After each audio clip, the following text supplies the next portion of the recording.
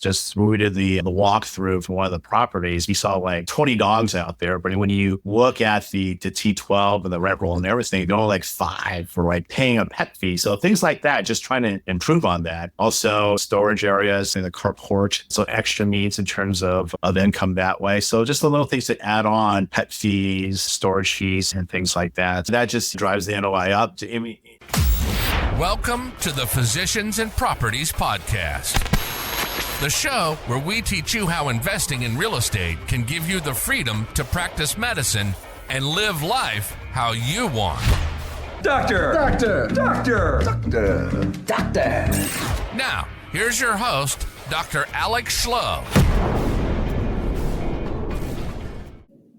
Hello, everyone. Welcome to another episode of the Physicians and Properties Podcast. As always, I'm your host, Dr. Schloe, and I'm so glad that you're here joining me for another episode. As always, our guests are just incredible, and I learned so much from them, and I hope that you do as well. Our guest today is Dr. Calvin Lowe. He is a full-time physician in the Division of Emergency and Transport Medicine at the Children's Hospital in Los Angeles. He has been practicing in academics for 31 years and serves as the medical director of the Allen Perwin Emergency Transport Program. He is well-renowned nationally and internationally. He is an incredible wealth of knowledge. He is a great husband and father, his wife Peggy, his kids Elizabeth and Austin, and they have been investing in multifamily apartment investing, him and his wife Peggy. We talk a lot in this podcast about the importance of having your spouse on board, the importance of networking and masterminding. We go through Calvin's portfolio of 850 doors with properties in Arizona, California, and Texas, and Utah as well. He is a limited partner investor as well as a general partner investor, and we talk about that transition and what the difference means. And we talk a lot about things that matter more, which is wellness, which is your mental health, which is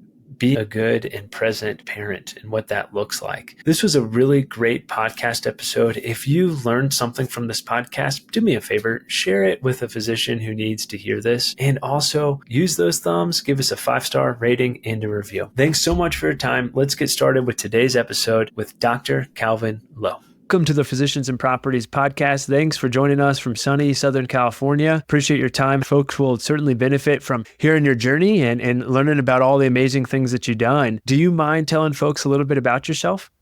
Yeah, I'm a native Southern Californian, born and raised. I work at Children's Hospital Los Angeles. I'm a full-time pediatric emergency medicine physician there. And I'm in the midst of my 31st academic year, so I've been there for a while. I'm also faculty at the Keck School of Medicine at the University of Southern California. I'll plug the Trojans, fight on.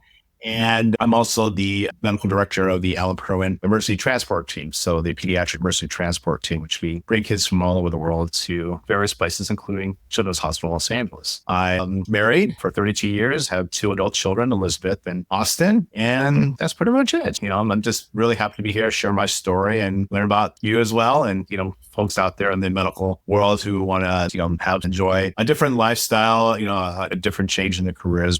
What a great story. And you definitely have your hand in a lot of hats and doing a lot of things. How have you seen over the last 31 years, how have you seen academics change or medicine change, either for better or for worse? What insights do you have in that?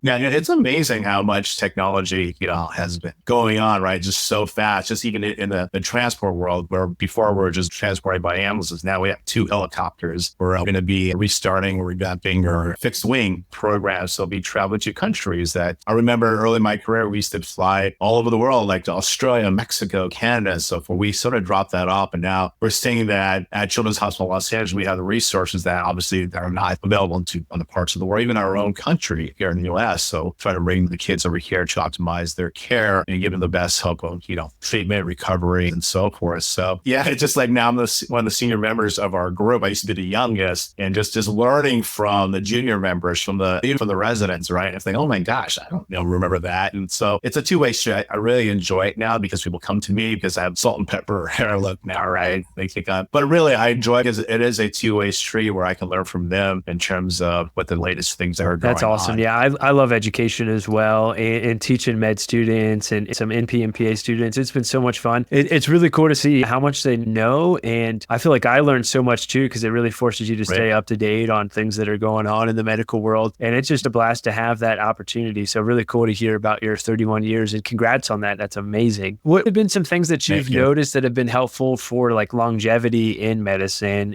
over the 31 years? What are some things if people are looking for a new job, or there's a resident looking to get started, as an attending, what are some things that you'd recommend throughout your experience?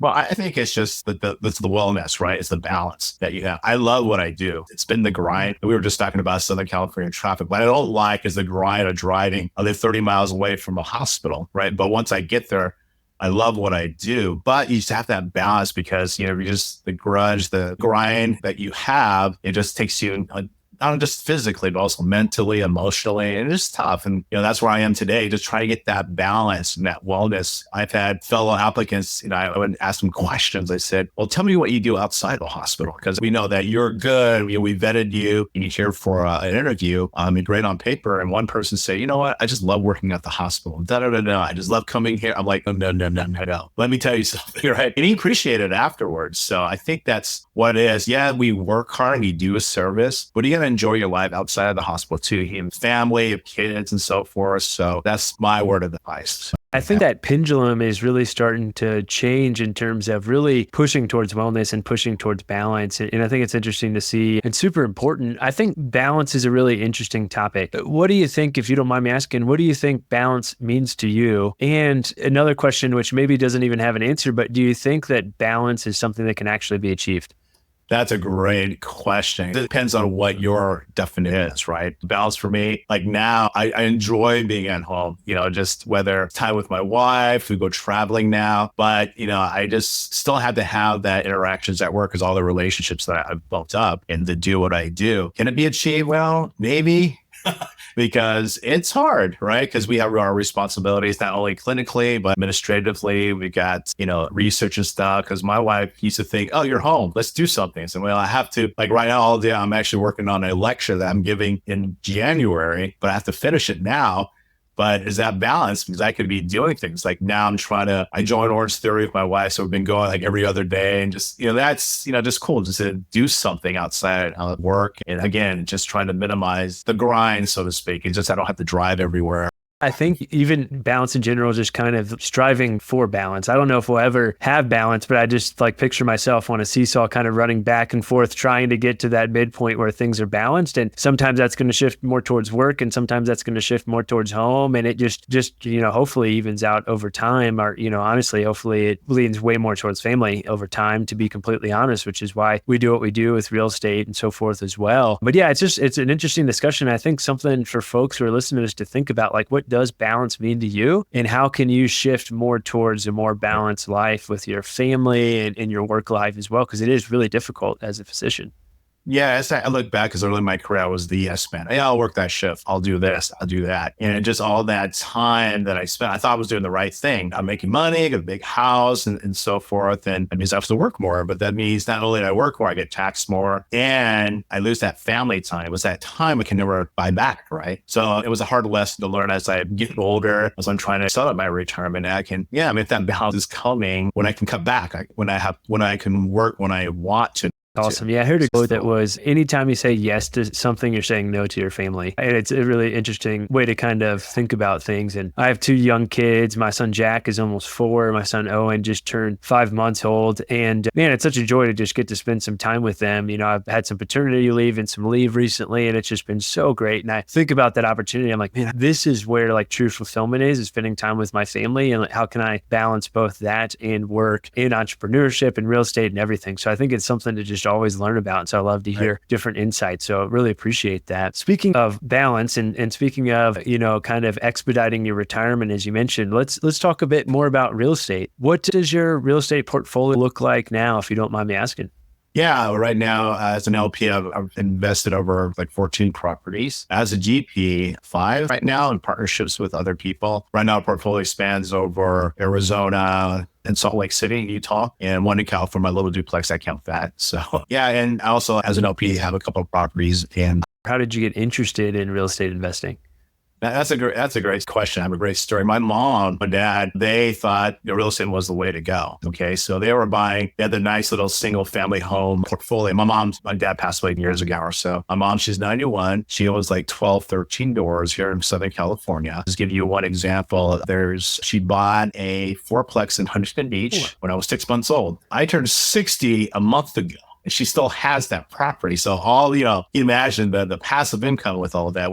We also owned a grocery store, and she sold the business, still has the property. She actually just did a 1031 exchange on a house to buy 2 months from the house I'm living right now. So I've always been exposed to real estate. I just didn't understand it because I was the typical Asian kid. Oh, you got to do well in school. You got to go to medical school. You got to work, save, right? Buy a house, work, save. I used to do all the renovations I have three brothers, there's four of us, but I was the only one that said, hey, that person's leaving. Can you do the turnover? So I learned how to do, toilets, the tile, painting, and also I totally hated it. Didn't really understand it right now. Now I totally get it. So that's my background in real estate. But, I was working, we had the little duplex there and, about 15 minutes from our house. Like, okay, that's going to be my cash cow when I finally retire. I'm like, really? Is that all it is? And then, as you know, as you go into real estate, it's all about trust and relationships. So one of my friends we grew up in the church together. Our families did. His name is Schloe, and he actually has done very well in multifamily. And he actually introduced this to us. And so I was talking with him, and I said, yeah, I just recently got incorporated in my medical practice. And he just went, no, I got something for you because it's all the tax stuff. Like, what? Really? So he introduced me to multifamily. That's where I started doing my LP investing. But the first thing I told him was that this sounds great, but you have to convince my wife about this because as an ER doc, I'm like, let's do it, right? Whereas my wife, she like slowly reins me in and says, we gotta talk about this. She's just very methodical and actually is a great compliment for me. So when Steve came over and, did his thing and she goes, that's a great idea. Let's do it. I'm like, I was just totally shocked, right? So we did it for, we started investing for a couple of years as LP. And then we decided, we should take advantage, be more active and to accelerate all this, scale this up. And one was because of the real estate professional status. We have the ideal situation because I'm full-time, but my wife is a homemaker. So that's where we're at. And that's where we become more active. We actually joined a mastermind through Vertical Street Ventures. And so we learned all the ropes and everything. And now we're keys on 5. That's awesome and really cool to hear about your journey and great to hear, about your wife complimenting you. I tell folks all the time, if you can get your spouse on board, you're good to go. And it's really cool. You had the mentorship with Steve and he kind of, he taught you the ropes and you were able to invest with someone. What would you say for folks who are getting started to look into when they're trying to figure out next steps for real estate investing or finding a mentor like Steve? What would you say to them? Yeah, it just do your due diligence, right? Because it's learning curve for me because I didn't have any marketing or financial background. So I always tell people that it seemed like the learning curve was steeper than going from medical school to, internship, residency, fellowship. Because, we're trained as scientists, right? There's some numbers involved, but just to get into our mastermind, go to conferences, go to meetups, just to meet somebody who's in the space and just talk to them. And, everything's on YouTube right now. Or then you can get free education because before you get to these other masterminds, then you have to pay for what it is. Yeah, you do that. We try to learn from certain people, but just find somebody you can trust or just ask somebody who might be in the space or someone they know. Again, it's about relationships and trust as you go through. Yeah, we talked about this before the podcast, how important networking is and relationships are for real estate investing and really just anything in life if you want to be successful. I think a lot, the information is out there. We're really fortunate to have YouTube University and all these free resources and links, but the implementation and the accountability is the hard part. And that's where mastermind programs or mentorship can be really helpful. One of the great things about the Vertical Street Ventures Academy is that right now I'm a GP as a student GP. So we're actually running the property management stuff. We do the meetings. My wife and I, we do the investor newsletter and so forth. So we're actually getting hands-on experience. So that helps me as, I branch out to other people to partner with. I said, this is what we can offer and do that. And that helps contribute to the rep. You mentioned in the beginning that you're an LP and a GP. If folks who aren't familiar with what that terminology means, do you mind explaining that? Yeah, limited partner is like anybody who wants to invest into an investment. You could let's say $50,000 down and let the money work for you, basically. As a general partner, you're the one running the show in the background, whereas you're overseeing the actual operations of the property, whether as an operator, an asset manager, or I'm a capital fundraiser. So it's just like the business of the I've been fortunate to be a GP on a boutique hotel, and it's cool to see like everyone's different skill set and the teamwork that is involved to put one of these big deals together. I mean, you have, multiple different folks who are working on the deal in different capacities, and capital raising is a great one, more often for physicians, because we're fortunate that we have a lot of friends who may have higher incomes and are looking to invest and don't have the time. And so they can be LP investors and get that, mailbox money, if you will. Right. Well, the thing is that you're just saying you need a team to do it, a good team, because you can't do it yourself. Like here, I'm in the work in the emergency room. Yeah, I'm the attending. I can do most. I need my fellows. I need my residents to see all the patients. I can, guide them through that. So it's the same concept to be a team player. You just surround yourself with the best people, because if someone that falls, okay, here we go, then you really have to, again, do your due diligence on who you partner with, vet them well, look at, their past history, how well they've done in the space, and you mentioned Vertical Street Ventures, a mastermind that you were in, I believe. Tell folks a little bit more about that and what led you to joining a mastermind program. Yeah, it's led by Stephen Louie and Jenny Gu. They're based out here in Yorba Linda. Most of their properties are based in Phoenix and Tucson. But it was just a next step because we want to become active investors instead of the passive, which hasn't helped. So we just want to take the next step to learn. And I know Steve for 25 years. And again, I wouldn't have gotten into this if I didn't know Steve, right? Again, relationships, friends, and so forth. So they put us through one-on-one, coaches, learning about the different nuances of real estate, particularly multifamily. So you get to meet a lot of different people. So some people that I've met up, we've partnered with on other deals. One, we actually are host partners for it's called the Passive Income Club meetup that we do every third Thursday here in Southern California. So it's just keeping up with those relationships. Again, the networking is powerful, as well as the opportunity to be part of a GP team and just, again, learn the nuts and bolts and going through all the different nuances. Yeah, the market's been down a little bit. Rents have been soft. What do you do in those cases, right? Do you do concessions? Do you give out incentives for people to rent? So just those little things that really add up in the end. So it's been a great ride with them in terms of the learning, and you learn something new every day as you go through it. Yeah, it's really important to have that, approach when it comes to real estate. We're all smart people, driven people, type A people. We know a lot about medicine. I don't know about you, but I didn't learn a lot about real estate investing or finances or taxes or anything in medical school. And so it's really important to surround yourself with folks who have that experience. And sometimes it costs some money to do that, but that's going to expedite your real estate investing journey so much more than if you try to do it on your own. Do you feel like your growth has, been significantly increased, or the speed that you've been able to achieve everything that you have? Absolutely. They say if you're the smartest person in the room, go find another room, right? So I'm going to be in this room. I one of the things with Vertical Street Ventures, they had 2 national conventions. Wow, awesome. They asked me to be the MC. So, that was great because the first time I did it, I had no clue. I was just going up there. So I think do the Michael Buffer. You should, ladies and gentlemen, please walk, that type of thing. Just get people hyped up and all that. And just introduce these people. And I'm listening to their talks, all the different explanations, all the numbers with rents and interest rates and what's going to happen. And I'm sitting there like, I don't even understand this. This is right. I was doing some research, trying to understand it. We joined the academy just by a couple months before the first BSV con. The second year time around, I said, my goodness, it was a year later. I understood all this stuff. My wife and I were going to conferences. I said, we actually understand this stuff. It's more interesting because before we're like, okay, we're just here to network and see people. What do we do? But now we have this interest like, okay, what they're talking about, what they think what the horizon would be like, whether the different market forces are doing that. I said, I actually understand this a little bit better. And so then I can actually talk to people about this and with some confidence, right? And of course, if I don't know, I'll check about it. But it's just amazing over the past 2-3 years how much, knowledge like a sponge, just to grasp on. I'm exposed to it. If you can graduate medical school and finish residency, like you can successfully invest in real estate. It's just getting the right education and learning from the right huge. That's awesome. And what a cool adventure for you to do with your wife. Like, any tips for folks who are like, hey, I really want to do this, but I don't know how to get my spouse on board. Do you have any tips for those folks?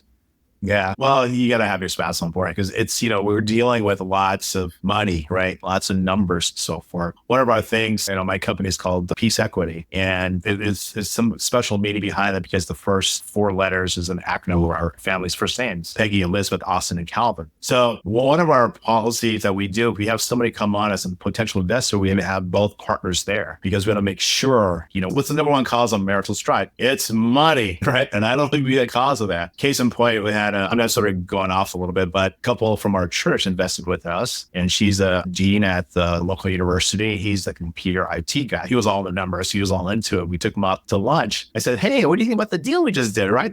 Oh, I don't know anything about it. I'll let him do it. Like, oh, no. You know, so that's the thing. I think, you could do it, but it's just better if your spouse is there to support one another and do it as a pair. So, because you're going to be dealing with a lot of numbers, big money. It's not like $50, right? We're talking about 50,000 or whatever. That's a lot of money. And you just have to be on the same page. Like I was just telling you before the podcast, we were just talking about that at GP huddle about a potential another opportunity. And I told my wife, I'm going to go beyond with Alex in a couple minutes. What do you think about that? I think it's really good. We need to talk about it. Which is fine, which we need to talk about, because I can't just say, let's just do it. So she needs to be on the same board, on the same page and so forth. So that's my recommendation. You could try doing it by yourself, but I strongly suggest that you're be on absolutely. board. Communication is key. Say that 5 times fast. Communication is key. And I've learned the same thing with my wife. And I know there's some things that she really wants to know about and a lot of things she doesn't care about, but always have that conversation, especially if it involves, a large amount of capital. It's always worth running by her, answering any questions she has and making sure we're on the same page, because, investment's not always going to work out as it's planned. And so it's important to know, like, hey, there's a chance that this money doesn't come back like we expect it to. And so I think that's really important. Right. That's very cool. And then it sounds like Peggy has rep status as well.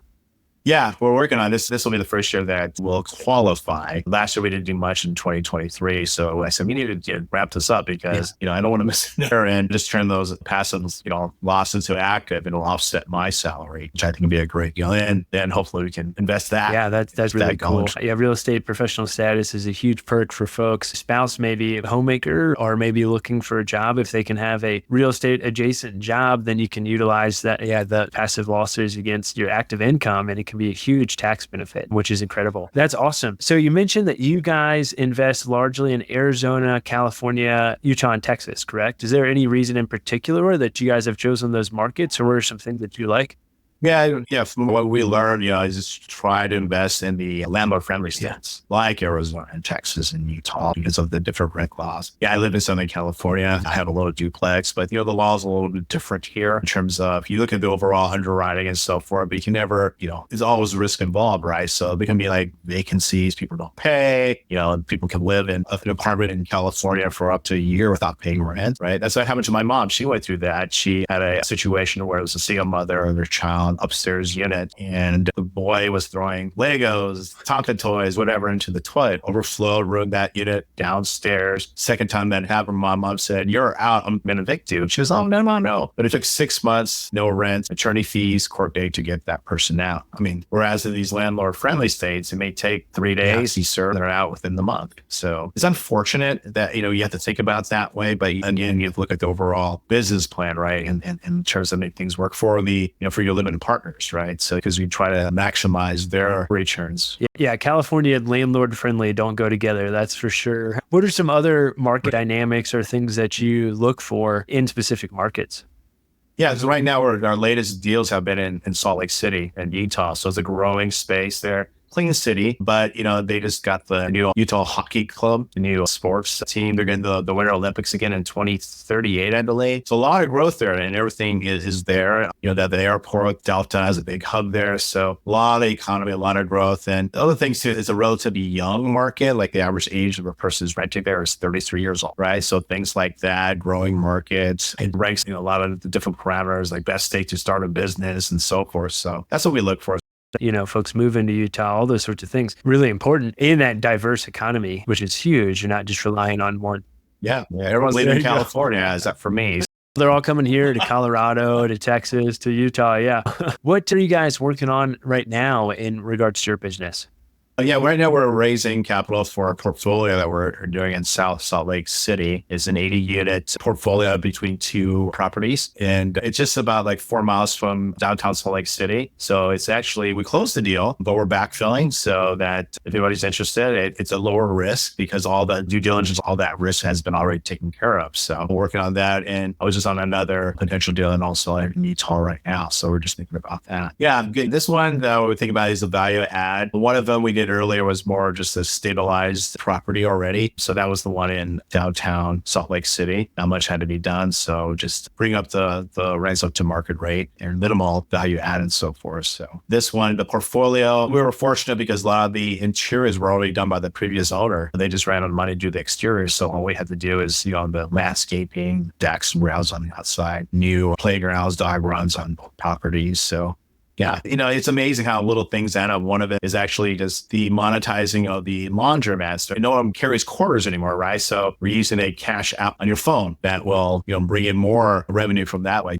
I guess this is a really important point to hit on, in terms of how commercial properties are valued, net operating income, cap rate. If you're increasing the net operating income, you're greatly increasing the value of the property. And you mentioned some ways that you do that: dog runs, cash apps, so more people are probably paying for laundry, those sorts of things. Do you mind explaining a little bit about how those properties are valued and how even some of those smaller things can greatly increase the value of your properties?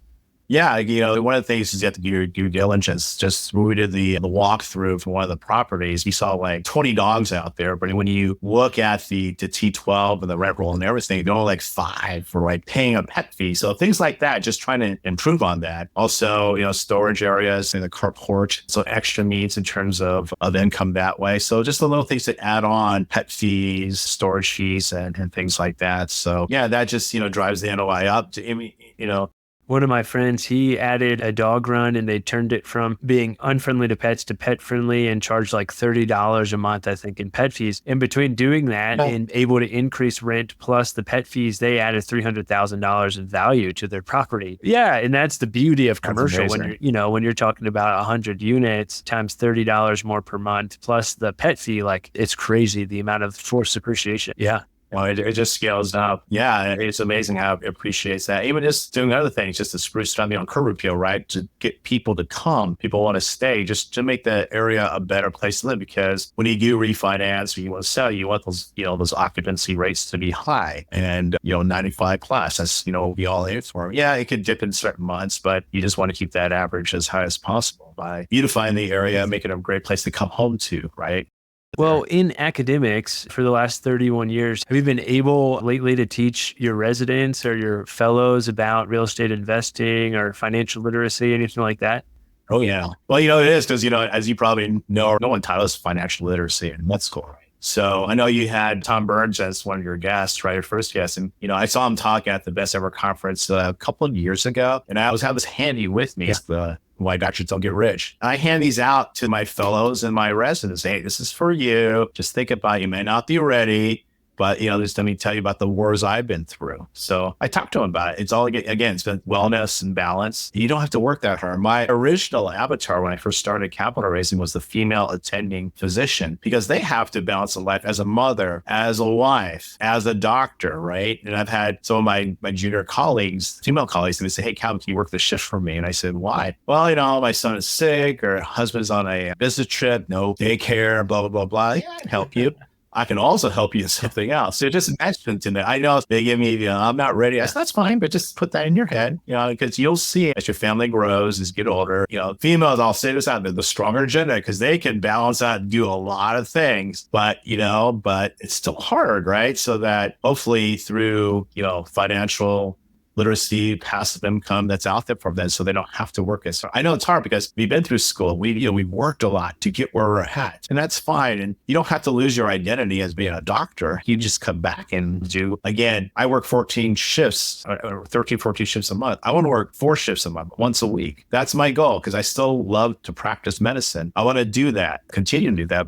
Tom Burns, great guy. So honored to have had him on the podcast. Yeah, he was the first guest. So for folks who haven't heard that episode with Tom Burns, go back and listen to it. He was actually the reason I started the podcast. I heard him on my friend Brian Lubin's podcast, The Action Academy. And I told my wife, like, man, listen to this episode. It's amazing. I want to be like Tom. And she listened to it and she's like, he's great. And I told her, I said, hey, I want to start a podcast, but I want Tom Burns to be the first guest. If he's not, I'm not starting the podcast. If he does, I'll do it. Because I didn't know if I wanted to add something else to my plate. And so I emailed him. I don't even know how I found his email, Right. but I emailed him and I asked him to be the first guest on the podcast. And probably 6 or 8 weeks or so went by, and I didn't hear anything back. I was like, yes, I'm off the hook. I don't have to start this. And he emailed me back and he was like, oh, I'm so sorry. I would love to be the first guest. We were just backpacking through Panama or something awesome like that. Yeah, we're just so cool. And I was like, this is why I want him on even more. And it was an incredible episode, and been fortunate to keep in contact with him since. And it's been awesome. And it's, as we mentioned before, it is so cool to see physicians doing awesome things in the real estate space and entrepreneurship space, to have that freedom and flexibility to work one shift a month if they want to, or one shift a week if they want to, and still kind of get the best of both worlds in that balance that we talked about before. I'm really fortunate. I can separate from the Air Force next summer, June of 2025. My active duty service commitment will be up. And I'm so fortunate that we've been really lucky with some of our real estate investments and businesses. And I will have the freedom to practice medicine and live life how I want to, which is the mission of Physicians and Properties. And I'm grateful for that. I feel the same way as you. I really, really love taking care of patients and seeing patients, but I would like to do it a little bit more so on my own time and when I want, where I want, and however many shifts I want. And so I'm really, really grateful for that opportunity.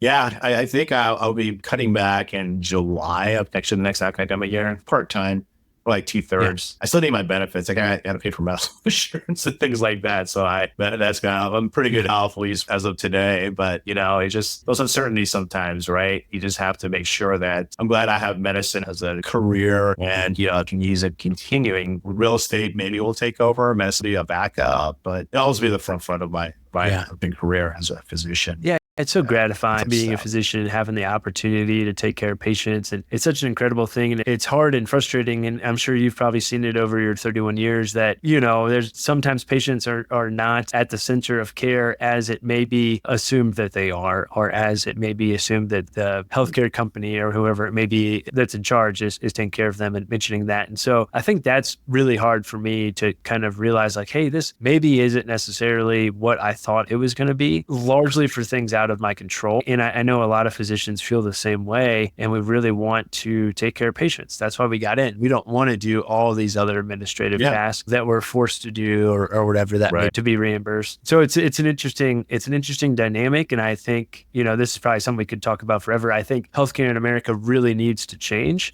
Personally, as a primary care doc, I think we really need to focus on prevention and primary care, and not specialized medicine, and not going to the ER for your cough and your cold and your urgent care issues. Yeah, you need to go to the ER for emergencies. Otherwise, come see me and I'll help handle everything else. But yeah, it's just, we have to figure that out as a country. And I don't know what that's going to look like. I joke with my wife all the time. I'm like, hey, maybe, after all this real estate stuff shakes out, maybe I'll, take a run for Senate or something, and we'll just, the whole platform will be healthcare and completely change healthcare in America. And I don't want to get reelected. That would be the only two things that I'd run off my platform.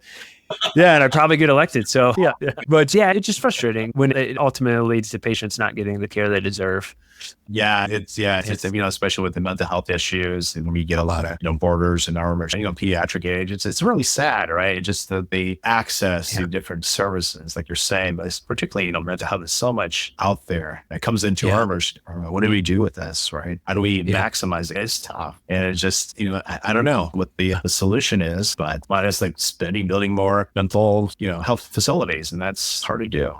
This is a sidebar, but we mentioned mental health in pediatric patients. Have you noticed, or do you think you've kind of come across anything that leads to more increased mental health issues with the pediatric population? I mean, I'm certainly seeing a lot of social media, TikTok and Instagram and those sorts of things.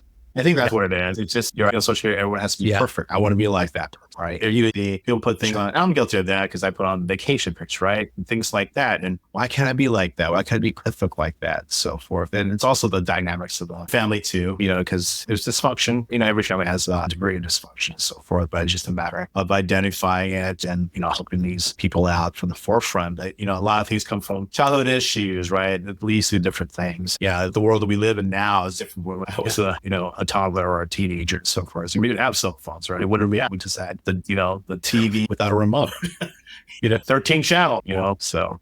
Yeah, technology is changing the landscape and changing things over time and impacting kids. And, I think about myself, and I was talking with my buddy Luke on this elk hunting trip, like how as a kid, we just spent all our time outside, biking around all over the place, doing all these things. We were never inside. There wasn't an opportunity to play games or be on the phone because that didn't exist too, like you mentioned. And yeah, it's just really interesting. Right. And, you mentioned you have 2 adult kids, correct? What are some parenting lessons that you learned or some things that may be beneficial to folks like myself who have young kids and want to be present for them? Yeah, I just spent as much time as you all with my son. He's a CPA, and my daughter works for a nonprofit company. You just invest all your time as you can with them. Do what you can. Yeah, they're great kids because they're their mother, honestly, because I was working a lot. But just to be there for them and support them and ask how they're feeling. But that's the key. Yeah, that's the key. My wife and I were talking about this. So we're also like peer counseling. We help run a relationship workshop too. So people like my age did my parents ask how I felt and certain things and felt, because you just have to talk to them. Communication is a big thing, just so that they're open with you.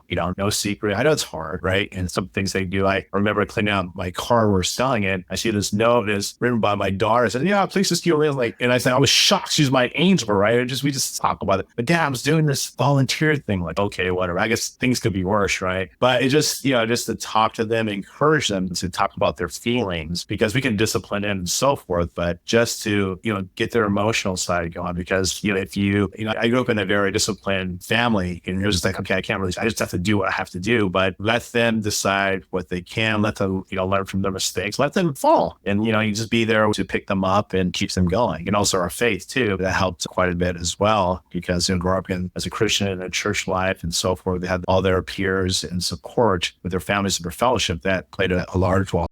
Yeah, I read a book. I'm a Christian as well. And I read a book, Wild at Heart by John Elridge, every year. And it's basically about how to just be wild at heart as a man. And also it's such a great parenting book as a father of boys on how can you help make your kids love women well, be adventurous, and just be wild at heart, as the title is. And there's a lot more to the book, but simply it's just how can you spur that sense of adventure in kids and in yourself and what men really need to thrive. And it's just an incredible book. And I think, I just try and provide those opportunities as much as we can. And I think a lot of it too is about, especially for my son Jack, who's 4, or almost 4, letting him push the limits, but also there be some control. And so it's he doesn't know that the boundaries are there, but I do. And so I think that that's been really helpful for us. We go camping a lot. We have a little camper. We just did 21 days out in Yosemite, actually. So we drove out from Colorado and went all over to Yosemite and stuff. And I think it's easy as a parent to get frustrated when they get all muddy and dirty and bring that into the camper or bring that into the house. But then I see the joy in his face as he's jumping through mud puddles and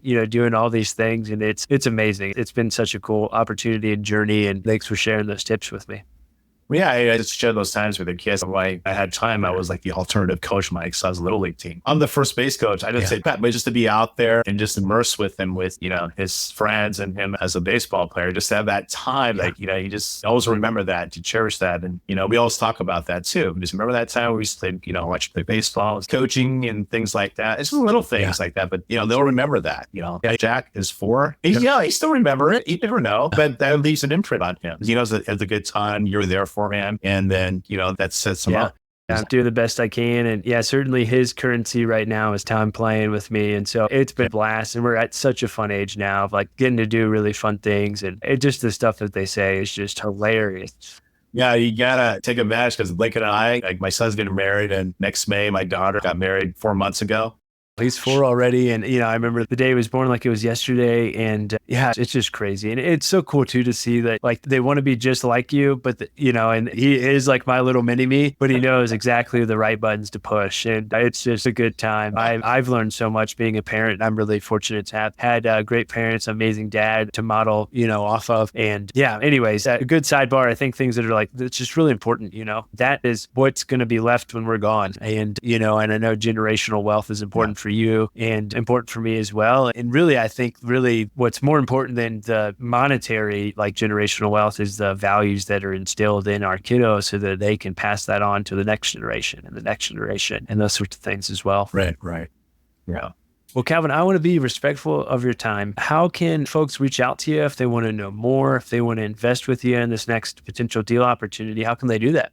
My email is cal@peaceequity. I have to spell it out because it's a play on number. It's CAL@PEACEQUITY. So there's not two E's in the middle. It's just Peace Equity flows. You can also reach me through my website. It's www.peaceequity.com.